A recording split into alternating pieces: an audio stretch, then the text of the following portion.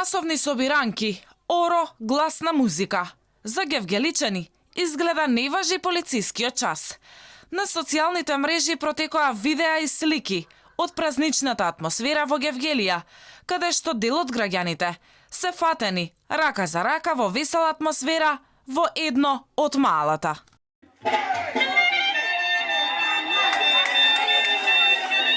Од Савара Струмица, под чија надлежност е Гевгелија, за Алфа велат, сите ќе си одговараат за стореното прекршување.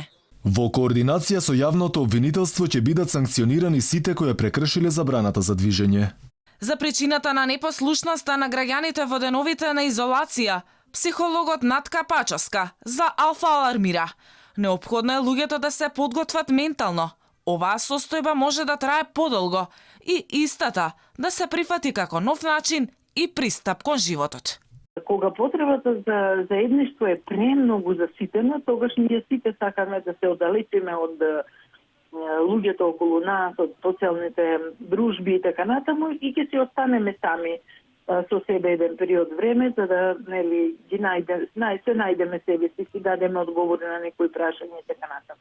Меѓутоа, обратно кога потребата на индивидуалност е презаситена, тогаш потребата за заедништво исто така бара што повеќе контакти, што повеќе разговори, што повеќе можности да луѓето направат трансакции интерперсонални. Токму заради тоа тука ја гледам причината што луѓето не можат да издржат во овој момент кога само изолацијата или социјалната изолација. За големата неодговорност на граѓаните покажуваат бројките на приведени лица. На ниво на цела држава, во изминатото деноноќе, приведени се 92 лица, а повеќе од 120 не ја почитувале забраната за движење.